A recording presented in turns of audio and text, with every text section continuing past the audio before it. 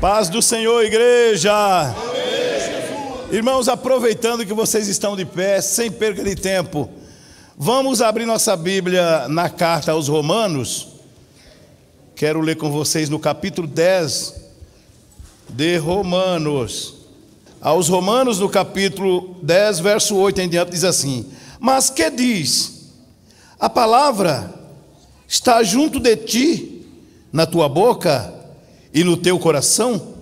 Esta é a palavra da fé que pregamos, a saber, se com a tua boca confessares ao Senhor Jesus e em teu coração creres que Deus o ressuscitou dos mortos, será salvo. Só até aqui mesmo, era o 9, o verso 9. Vou repetir o verso 9. A saber, se com a tua boca confessares ao Senhor Jesus e em teu coração creres que Deus o ressuscitou dentre os mortos, será salvo. De pé só um pouquinho. Eu quero falar hoje da ressurreição, na minha simplicidade, mas no poder do Espírito Santo de Deus. Pode sentar, irmãos, tomar seus lugares. Graças a Deus. 31 anos da igreja, Deus tem dado grandes vitórias para nós. A minha família salva, graças a Deus. Luta no começo, perseguidor passou a ser perseguido. É assim, né, meus irmãos? Mas eu quero ir logo ao assunto. Hoje eu quero falar com vocês acerca da ressurreição. A ressurreição de Jesus é a garantia da nossa salvação. Jesus, sendo ressuscitado, nos dá a esperança viva de sermos salvos. A nossa mensagem, como homem e mulher que prega a palavra do Senhor, nunca será anunciar: Jesus morreu, Jesus morreu. Não, a nossa mensagem deve ser: Jesus está vivo, Jesus é vivo, Jesus ressuscitou. Eu achei tão lindo eu acho tão bonito isso aqui, porque eu tive lendo ultimamente esse texto, e eu inclusive vou confessar para vocês que eu ia pregar em outro lugar. Mas depois eu fui achando tão bonito lendo isso aqui sobre a ressurreição, que o Senhor me tocou para falar com vocês sobre a ressurreição. O que seria de nós se Jesus não tivesse ressuscitado? Ou se uma pessoa não crê que Jesus ressuscitou, o que estaríamos fazendo aqui se Jesus não ressuscitou? Mas Ele está vivo, Ele ressuscitou. Então, e a Bíblia ela vai dando essa esperança da ressurreição, ou ensinando de antemão, desde o início do Velho Testamento, vários textos bonitos que falam da ressurreição. Antes de acontecer com Jesus, o Senhor mostrava em figuras, no sistema de tipologia mesmo, sombra nunca é perfeita, mas tem coisa linda aqui. Rapidamente eu quero falar com vocês algumas dessas sombras que é bonito. Quero que os irmãos prestem atenção. Eu não sou de demorar em mensagem, mas eu quero que Deus fale com você. Como Deus me alegrou quando eu li esse texto, eu espero que Deus vai falar com vocês nesse texto. Vocês lembram lá daquela passagem parece que é Número, capítulo 17, onde fala daquelas varas mortas que foram apresentadas no altar? Uma delas era a vara de Arão. Quem lembra delas? Que uma amanheceu florida? Com certeza, quando colocaram aquelas varas ali, todo mundo sabia que eram varas mortas. Mas no meio daquelas varas, no outro dia, quando o sol despontou, uma havia ressuscitado. É figura de Cristo, da ressurreição. Era Deus querendo falar para nós. E essa transformação dessa vara, ninguém viu, nem o homem presenciou. Quando Moisés levanta pela manhã, ao raiar do dia, a vara tinha flores, tinha fruto, folhas, para provar, para mostrar para o povo. A Bíblia vai dizer que foi mostrado para todo o povo. Para quê? Como testemunha. E depois que foi mostrado ao povo, para onde foi levada a vara? Para a casa do Senhor. Quando Jesus ressuscitou, foi meio assim. Na manhã do primeiro dia, as mulheres tinham ido no sepulcro. Presta atenção nisso aqui. Isso aqui é tremendo para quem gosta de Bíblia. Quando chega no sepulcro, o sepulcro estava vazio. Jesus não estava mais lá. Aleluia. Havia ressuscitado. Ninguém viu, ninguém presenciou a transformação do corpo dele, mas ele estava vivo. Aleluia. E para tirar a dúvida de quem tinha dúvida, ele apresentou ao povo as testemunhas. Ainda por 40 dias aparecia um, aparecia para outro, para provar que era verdade. E depois ele foi para onde? Para a casa do Pai. Assim como a vara foi lá para a casa de Deus, Jesus foi para o trono lá em cima, para o tabernáculo lá de cima. Você crê na ressurreição? Jesus ressuscita? Nossa vida aqui só tem valor espiritual crendo na ressurreição.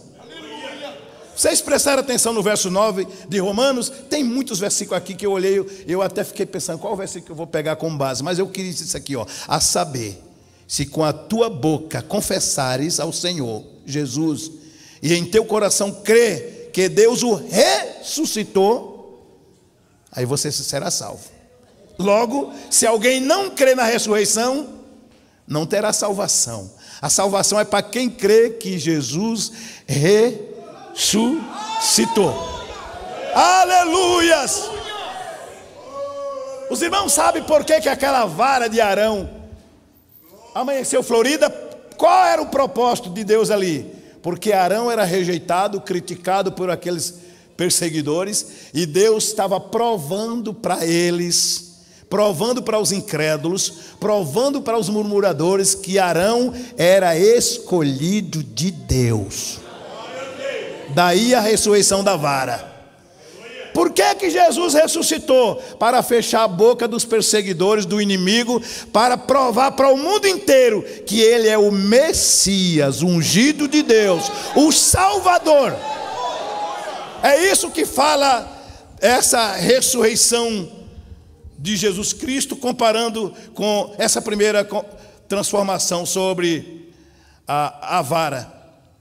Em seguida a vara foi mostrada para todo mundo, para tirar a dúvida de todo mundo, e depois ela foi recolhida para a casa de Deus. Aí alguém pode perguntar, mas a vara não permaneceu para sempre? Claro, a vara é sombra, sombra é sombra. Mas a verdadeira figura está lá no céu até hoje, Jesus. Jesus. Tem outra passagem na Bíblia que eu vou ser rápido aqui, veio ao meu coração falar para vocês, é sobre a purificação dos leprosos, do leproso.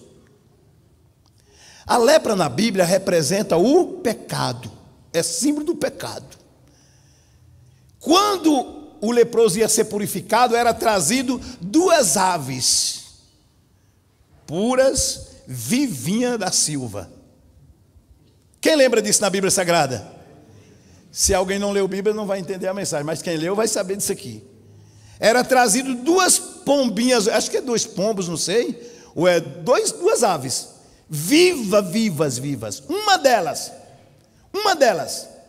olha que coisa linda a ressurreição. Deus quer falar conosco que Jesus ressuscitou. Parece que, deixa eu abrir um parênteses aqui, irmão, às vezes a gente vê um culto inteiro, a semana inteira, quase ninguém, falam, é um cântico novo, é uma coisa nova do mundo aí, e não tem uma referência sobre a volta de Cristo, sobre a ressurreição, sobre a nossa salvação, sobre mudança de vida. Essas 2 aves eram trazidas, uma delas era degolada, tirado o sangue dela, derramado o sangue num vaso de barro. A Bíblia é bem clara a dizer que o sangue daquela ave seria derramado numa vasilha de barro, com água corrente. Por que vaso de barro? A ave precisava ser morta num vaso de barro. E eu creio que se alguém mudasse, Deus não ia aceitar, não iria aceitar, porque é modelo. O vaso de barro, sabe o que representa? O corpo, um corpo humano. A ave para morrer precisou de um vaso de barro. Jesus, para morrer por nós, precisou de um corpo de carne. Ele se tornou homem, ele se tornou carne. O Verbo se fez carne e habitou entre nós. E isso aí representa a morte de Cristo. Aquela ave morrendo, derramando sangue, significa a morte de Jesus. A segunda ave era mergulhada naquele sangue.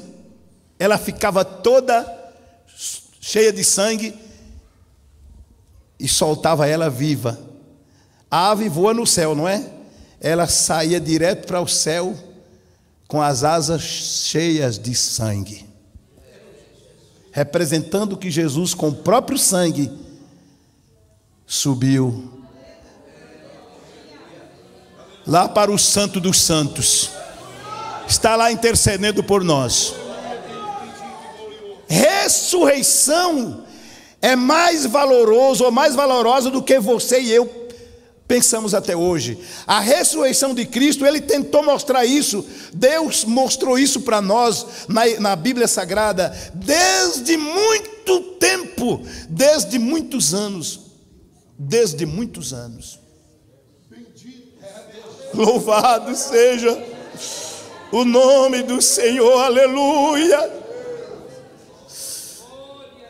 Essa ave levantava voozinho para o céu, levantou voo, mas as asas tudo cheias de sangue. Ela está viva, ela está indo para o campo. Jesus também com sangue subiu para o Santo dos Santos. E são vários textos, eu não vou falar muito aqui, mas eu me lembro de uma mulher chamada, parece que é Atalha ou Atalia, aquela que era filha de Jezabel, como é o nome que pronuncia ela? Atalha, né? Aquela mulher, veja bem, quando Jesus estava no mundo aqui, os inimigos tentaram matar Jesus. Achou que aquela morte, para alguns que não entendiam, achou que ali era o fim.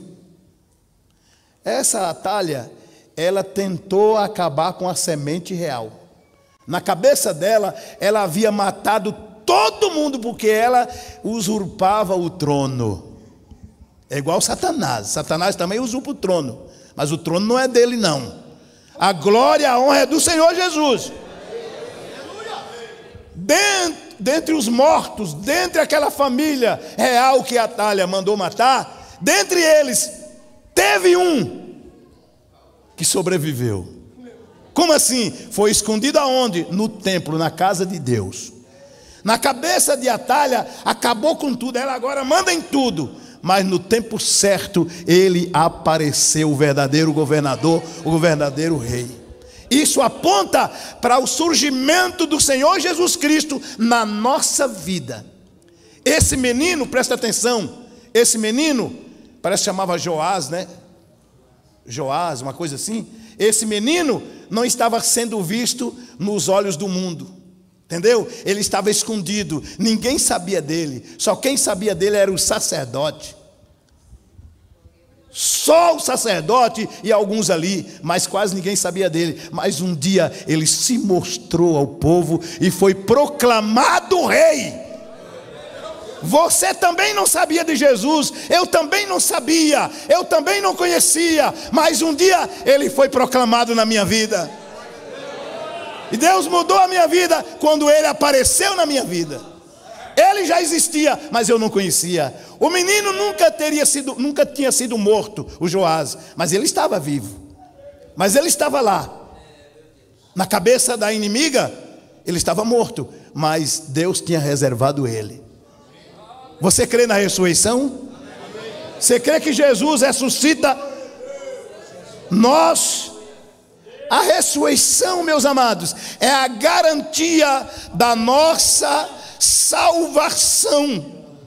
É a garantia da nossa salvação. Eu tenho coisa na Bíblia assim que eu acho interessante. Falando isso aqui, quando o faraó estava tirando, quando Moisés estava tirando o povo do Egito, tem um lugar lá, me parece que capítulo 8, por aí, de Êxodo, verso 27 por ali, que Moisés queria tirar o povo. Foi lá conversar com o faraó. O faraó não quer deixar ele sair. Aí Moisés disse assim: Nós vamos sair e vamos caminhar 3 dias no deserto, e daí vamos sacrificar o Senhor. Será que esses 3 dias não já era Deus apontando para os 3 dias no seio da terra? Como Jonas no ventre do peixe, 3 dias e 3 noites?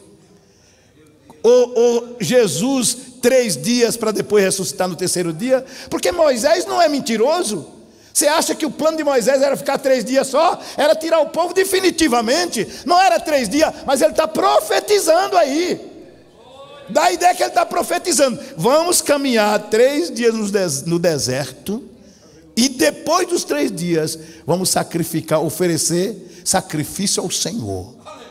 Aleluia! Significa Jesus ressuscitado no 3º dia. Eu me lembro do acontecimento que aconteceu comigo. Eu acho que o pastor Demar não sabe disso, mas eu vou falar hoje aqui para vocês, que isso, toda vez que eu lembro, isso sela a minha chamada para o Evangelho. Era no ano 1992. Fui separado naquele dia a diácono, 92, 93. E o pastor, o senhor estava na reunião lá na igrejinha do Barreiro, lá na Bahia. E aí o pastor leu um texto que fala que o crente deve ser prudente como serpente e simples como pomba. Irmão, hoje eu lembro disso e fico pensando, aquele dia foi o dia que o diabo saiu da minha vida. O pastor pregando, e depois ele virou para mim para dar ensinamento para o povo e fez a comparação, que o obreiro, um lado, uma banda do obreiro, prudente como pomba, outro lado, simples como prudente como serpente e simples como pomba. E o pastor foi na minha frente aqui, ó, colocou a mão assim, pastor, comigo, o senhor fez assim, ó. O obreiro tem que ser assim, ó, um lado prudente como serpente, outro lado simples como pomba. Quando o senhor pôs a mão aqui, eu fui partido no meio, literalmente, eu fui partido no meio. Eu nunca senti uma coisa daquela. Eu nunca senti, só que foi uma coisa gostosa, mas me partiu no meio, como se um choque elétrico, uma serra elétrica me partisse do meio, no meio, deu aquela coisa assim, me cerrou no meio. Eu senti uma coisa, irmão, tão terrível, eu não sei explicar isso não. Será que você pode analisar isso? O que significa isso? Quando o pastor estendeu a mão, o obreiro tem que ser assim, ele estava dando ensinamento para os obreiros. O obreiro tem que ser assim, prudente como pomba, prudente como serpente e simples como pomba. Quando ele fez assim, a mão dele foi uma serra elétrica que me cerrou no meio. Daquele dia em diante, a minha vida transformou, irmão, da água para o vinho.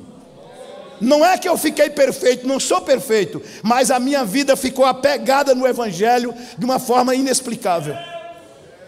Por causa da ressurreição do nosso Senhor Jesus Cristo. Eu repito, eu acho que aquele dia o diabo saiu da minha vida. Eu não sei como é que eu não caí ali, viu? Não sei, mas depois senti uma alegria grande. Uma alegria tremenda, tremenda, tremenda. Fui cerrado no meio, fui partido no meio. Fui partido no meio. Bendito o nome do Senhor. Glória a Deus. E aqui você, se for falar desse assunto aqui, se for falar disso aqui, vai longe. Você lembra muito bem Abraão levando Isaac para ser sacrificado. Todo mundo sabe dessa passagem. Lembra bem de Jonas no ventre do peixe. E Abraão levando Isaac para ser crucificado, para ser sacrificado. Uma figura. Na hora que ele levanta o cutelo, o anjo brada: não faça isso, Abraão. Agora eu sei que você teme a Deus. O que aparece? Aparece um cordeiro. Fala da ressurreição. Fala do sacrifício da cruz. E outro detalhe que eu vou falar para os irmãos. Perceba isso aqui, meu amado. Perceba. Naquele dia, quando eles iam subindo, o Isaac diz assim: pai, nós temos aqui o fogo e a lenha e o cutelo. Mas o cordeiro aonde está? Perceba primeiro que esse menino não era uma criança, era Era um rapazinho que já aguentava levar a lenha nas costas. Quando ele pergunta, o Abraão diz assim: meu filho, Deus proverá para si o cordeiro. Portanto, essa expressão proverá, Deus proverá, ela foi quase, eu vou dizer que pela primeira vez ali. Deus proverá. E hoje nós usamos muito essa expressão, Deus proverá, talvez com relação às nossas necessidades rotineiras. Não está errado, não, está certo. O nosso Deus, Ele provê tudo. Eu concordo. Alguém está passando por necessidade, a gente ora, irmã, confia, Deus vai prover.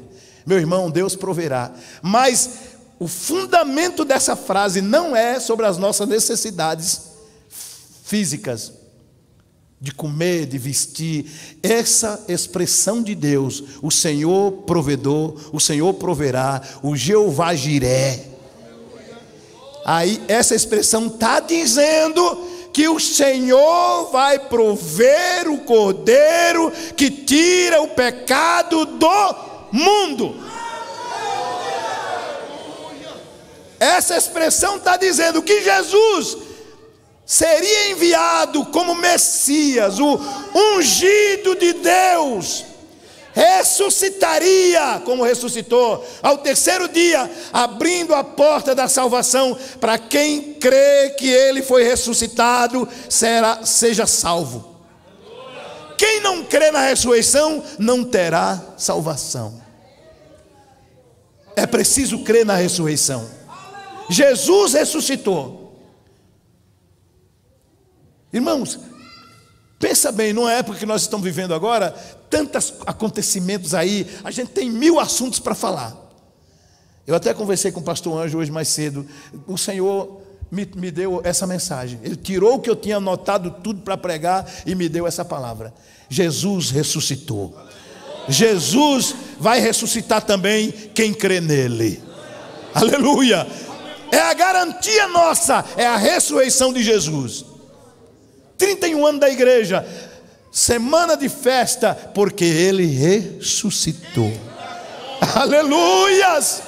Ele não está mais aqui, foi dito para elas lá no sepulcro. Sepulcro vazio, porque Jesus ressuscitou. Bendito é o nome do Senhor e Salvador Jesus Cristo. E aqui eu tenho muitas coisas, mas eu não vou falar para os irmãos agora. É só esse pouquinho que eu estou falando aqui, porque isso vai abrir a mente para muita gente, para muitos irmãos entender isso. Muitas pessoas entender o que é a nossa salvação, o que é que fala da ressurreição, o que é que Deus quer falar sobre isso. Só quero voltar aqui um pouquinho atrás.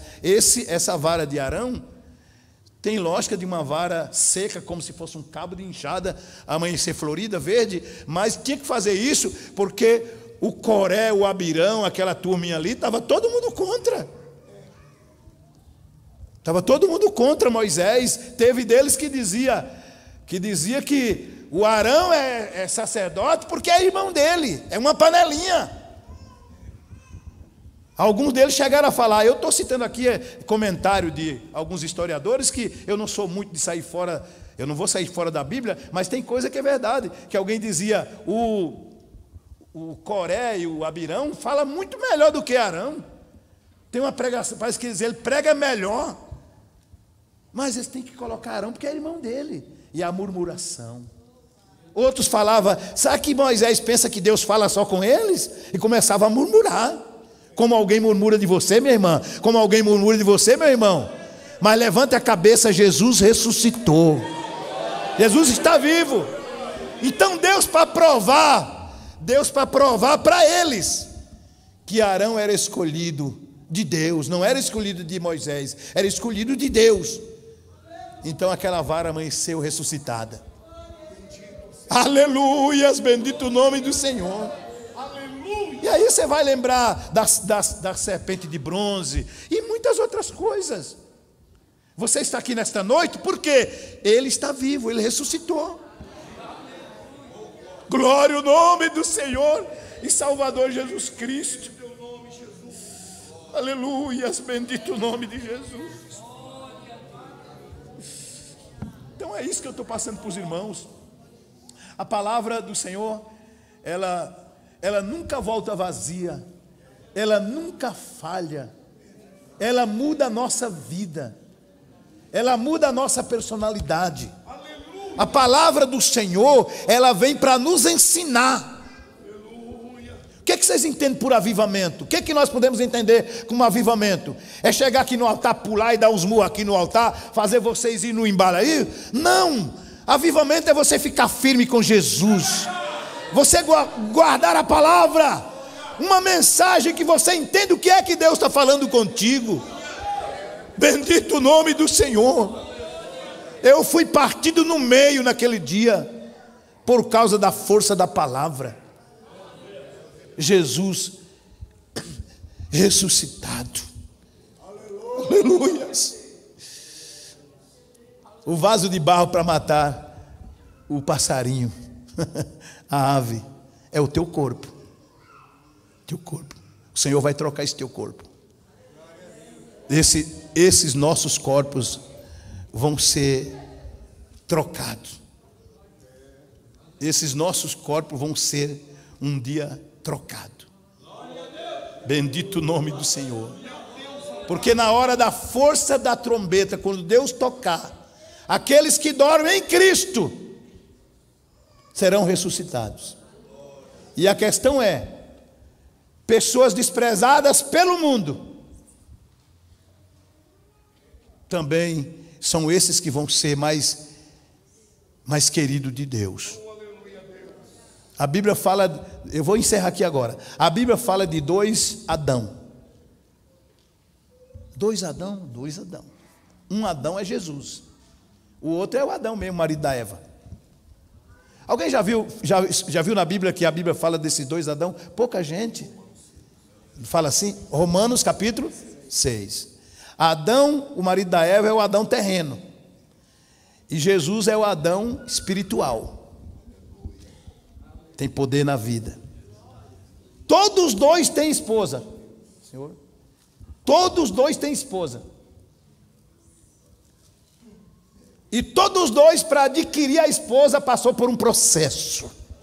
A esposa de Adão é Eva. A esposa de Cristo, o Adão espiritual, é a igreja.